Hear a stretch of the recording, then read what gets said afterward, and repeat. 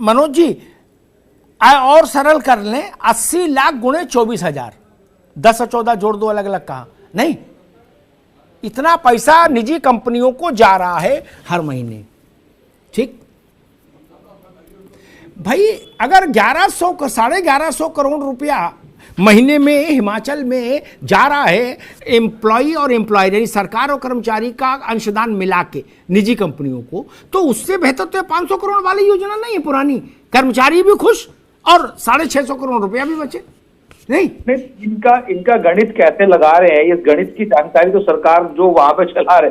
आप ये देखिए कि अगर हमें भारतीय जनता पार्टी को पैसे देने में कोई आपत्ति थी क्या, जो कांग्रेस देगी, अब कांग्रेस अभी तो ये 300 यूनिट बिजली फ्री देंगे वहां पे, अभी वहां पे स्कूटी बांटेंगे वहां पे, तो क्या अमिताभ जी आप इस बात से सहमत हैं कि क्या हम लोग देश में ये फ्री वाली चीजों को आगे बढ़ाया जाए या देश को स्वावलंबी के लिए या आत्मनिर्भर बनाने के लिए खड़ा किया जाए? पेंशन को फ्री से जोड़िए, पेंशन को फ्री से जोड़िए, आप बार-बार बात को कह रहे हैं, मैं पेंशन की बात नहीं कर रहा हूँ, पेंशन तो ठीक है, मैं बड़ी विनम्रता से कहना चाहता हूँ, पेंशन को फ्री से मत जोड़िए।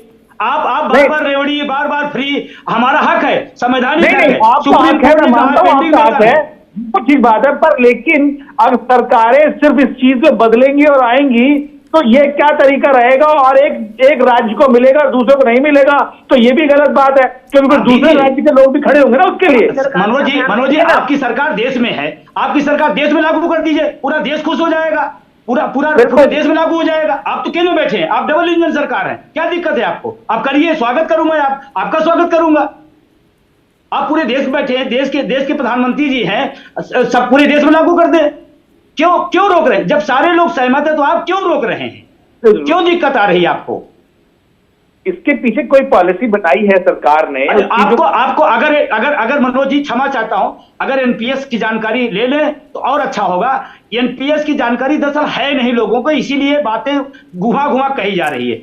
मैं कह रहा हूं एनपीएस की जानकारी लें, इससे देश का नुकसान है, देश की अर्थव्यवस्था का नुकसान है। कॉर्पोरेट पैसा ले जा रहा है, अब कॉर्पोरेट से आपका क्या संबंध है आप जानिए, लेकिन मेरा पैसा, सरकार का पैसा कॉर्पोरेट जगत ले जा रहा है। मैं आपसे कहना चाहता हूं एक चीज और आप इतना बड़ा पैसा ले जा रहे हैं, हमें सिक्योरिटी नहीं दे रहे हैं, आप हमें कंपनियों के हवाले।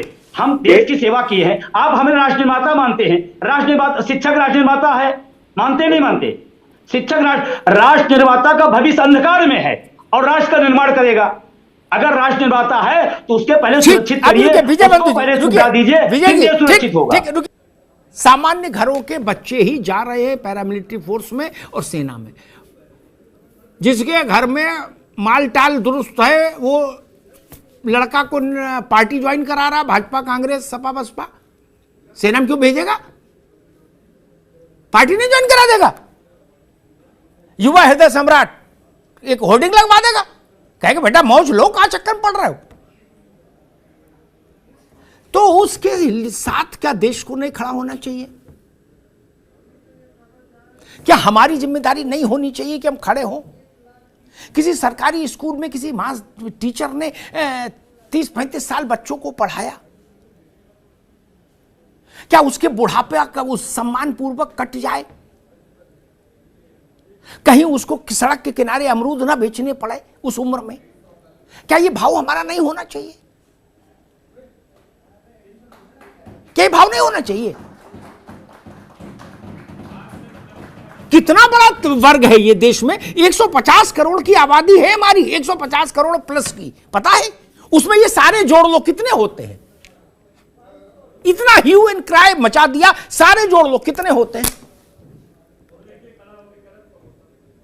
अब कोई कहेगा नहीं अब तो लोग जीने ज्यादा लगे, तो भाई साहब सरकारी कर्मचारी से ज्यादा तो नेताओं की उत्तरजीविता है, क्योंकि वो और अच्छे खान पान में रहते हैं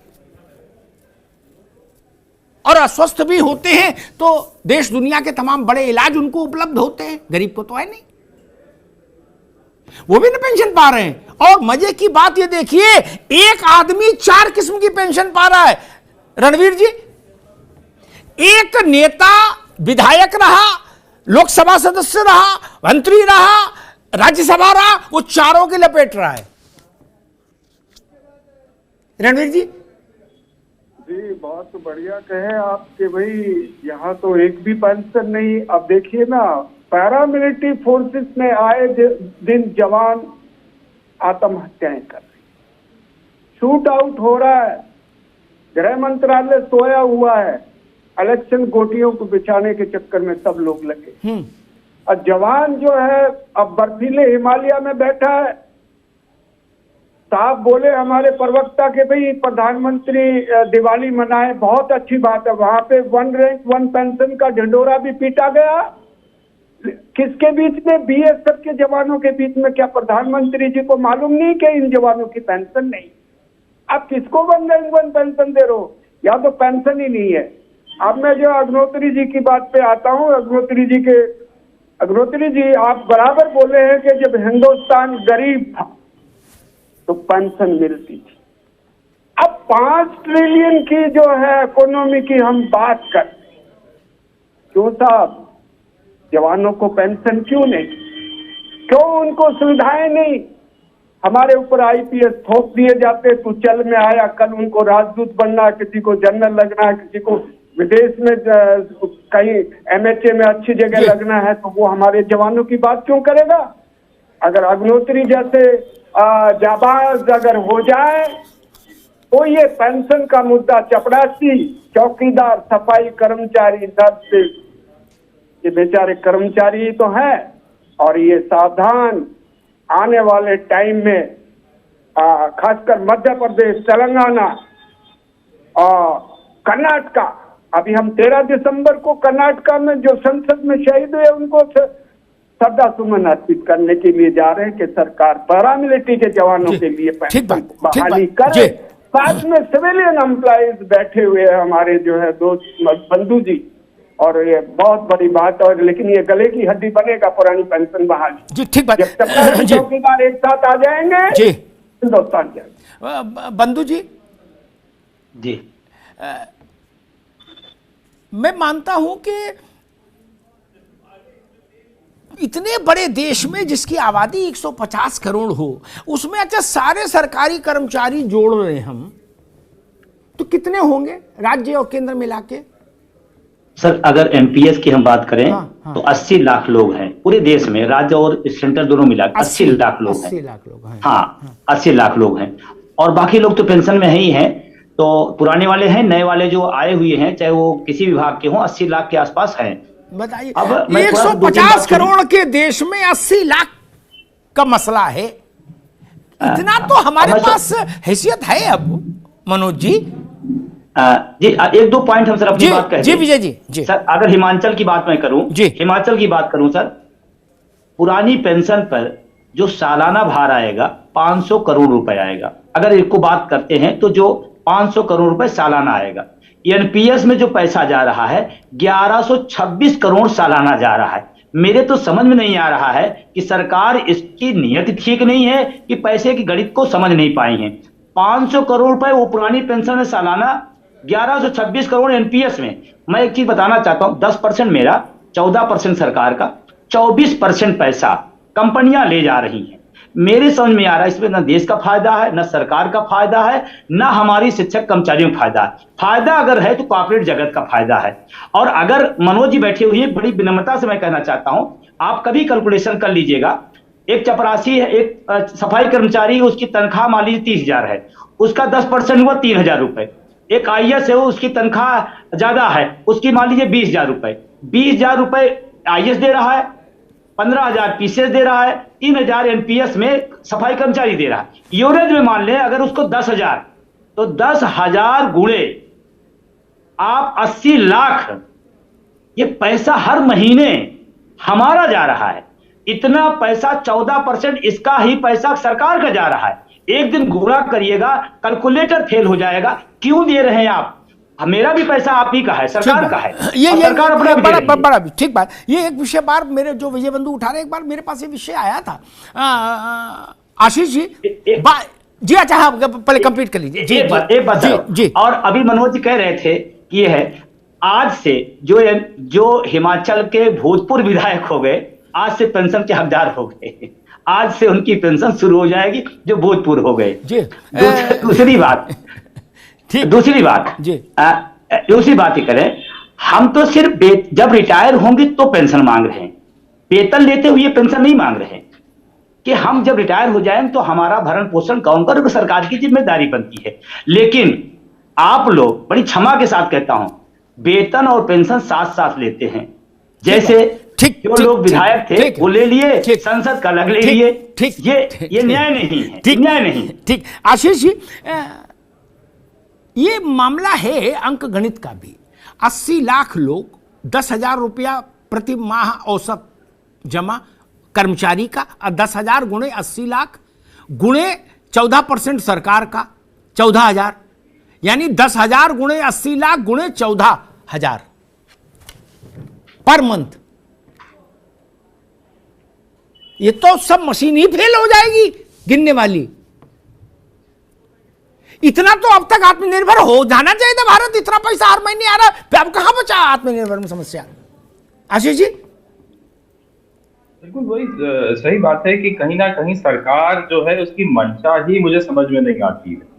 अब एक छोटा सा और उदाहरण दीजिए कि पुलवामा का एक अटैक हुआ जिसमें करीब लगभग 40 जो है सीआरपीएफ के जवान शहीद हो गए, लेकिन सरकार ने आज तक उनको शहीद का दर्जा नहीं दिया।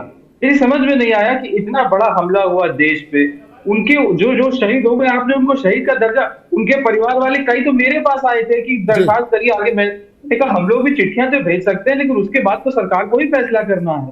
तो आप एक तरफ ना पेंशन दे रहे हैं, ना उसको शहीद का दर्जा दे रहे हैं, आप कैसे? और ये देश की सुरक्षा से जुड़ा हुआ मुद्दा है। जब इसी तरीके का आप एक वातावरण बनाएंगे तो कल को कौन सेना में, सीआरपीएफ में जाना चाहेगा?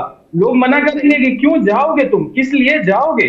धीरे धीरे अब इंडियन आर्मी का उदाहरण आपके सामने है। जब मैं कमीशन हुआ था तब 14,000 ऑफिसर्स की शॉर्टेज थी। जब मैं कमीशन हुआ था उसमें लंबा समय हो गया। आज और सर्विसेज आप फैसिलिटीज कम कर रहे हैं, तो आने वाले समय में और जो है हमारी जो रिक्वायरमेंट है वो और नीचे जाती जाएगी। तो कैसे हम पूर्ति करेंगे? आप देश की सुरक्षा से ही खिलवाड़ कर रहे हैं ना, जब आप ऐसी जगहों पे पेंशन बंद करते हैं। तो मनोज जी, और सरल कर लें, 80 लाख गुणे 24,000, 10 और 14 जोड़ दो, अलग अलग कहा नहीं। इतना पैसा निजी कंपनियों को जा रहा है हर महीने। ठीक भाई, अगर 1100 का 1150 करोड़ रुपया महीने में हिमाचल में जा रहा है एम्प्लॉई और एम्प्लॉयर, यानी सरकार और कर्मचारी का अंशदान मिला के निजी कंपनियों को, तो उससे बेहतर तो 500 करोड़ वाली योजना नहीं है पुरानी। कर्मचारी भी खुश और 650 करोड़ रुपया भी बचे। नहीं, इनका गणित कैसे लगा रहे हैं, इस गणित की जानकारी तो सरकार जो वहां पे चला रहे। आप ये देखिए कि अगर हमें भारतीय जनता पार्टी को पैसे देने में कोई आपत्ति थी क्या, जो कांग्रेस देगी? अब कांग्रेस अभी तो ये 300 यूनिट बिजली फ्री देंगे वहां पे, अभी वहां पे स्कूटी बांटेंगे वहां पे। तो क्या अमिताभ जी आप इस बात से सहमत हैं कि क्या हम लोग देश में ये फ्री वाली चीजों को आगे बढ़ाया जाए, या देश को स्वावलंबी के लिए या आत्मनिर्भर बनाने के लिए खड़ा किया जाए? अगर आप वाली चीजों को फ्री से जोड़िए, आप बात कर रही है, मैं पेंशन की बात नहीं कर रहा हूँ। पेंशन तो ठीक है, मैं बड़ी विनम्रता से कहना चाहता हूँ, पेंशन को फ्री से मत जोड़िए। आप बार बार रेवड़िए, बार बार फ्री, हमारा हक है, संवैधानिक हक है, सुप्रीम कोर्ट ने हक है, ठीक बात है। पर लेकिन अगर सरकारें सिर्फ इस चीज में बदलेंगी और आएंगी तो ये क्या तरीका रहेगा? और एक राज्य को मिलेगा और दूसरे को नहीं मिलेगा, तो ये भी गलत बात है, क्योंकि दूसरे राज्य के लोग भी खड़े होंगे ना उसके लिए। मनोज जी आपकी सरकार देश में है, आपकी सरकार देश में लागू कर दीजिए, पूरा देश खुश हो जाएगा, पूरा देश में लागू हो जाएगा। आप तो केंद्र में बैठे हैं, आप डबल इंजन सरकार है, क्या दिक्कत है आपको? आप करिए, स्वागत करूंगा, आपका स्वागत करूंगा। आप पूरे देश में बैठे हैं, देश के प्रधानमंत्री जी हैं, सब पूरे देश में लागू कर दें। क्यों रोक रहे हैं? जब सारे लोग सहमत है तो आप क्यों रोक रहे हैं? क्यों दिक्कत आ रही है आपको? इसके पीछे कोई पॉलिसी बनाई है सरकार ने? आपको अगर मनोज जी क्षमा चाहता हूं, अगर एनपीएस की जानकारी ले लें तो और अच्छा होगा। एनपीएस की जानकारी दरअसल है नहीं लोगों को, इसीलिए बातें घुमा कही जा रही है। मैं कह रहा हूं एनपीएस की जानकारी लें, इससे देश का नुकसान है, देश की अर्थव्यवस्था का नुकसान है। कॉर्पोरेट पैसा ले जा रहा है, अब कॉर्पोरेट से आपका क्या संबंध है आप जानिए, लेकिन मेरा पैसा, सरकार का पैसा कॉर्पोरेट जगत ले जा रहा है। मैं आपसे कहना चाहता हूं एक चीज और और आप इतना बड़ा पैसा ले जा रहे हैं, हमें सिक्योरिटी नहीं दे रहे हैं। आप हमें कंपनियों के हवाले, हम देश की सेवा की है। आप हमें राष्ट्र निर्माता मानते हैं, राष्ट्र निर्माता, शिक्षक राष्ट्र निर्माता है, मानते नहीं मानते? शिक्षक राष्ट्र निर्माता का भविष्य अंधकार में है और राष्ट्र का निर्माण करेगा। अगर राष्ट्र निर्माता है तो उसके पहले सुरक्षित करिए, उसको पहले सुविधा दीजिए, फिर देश सुरक्षित होगा।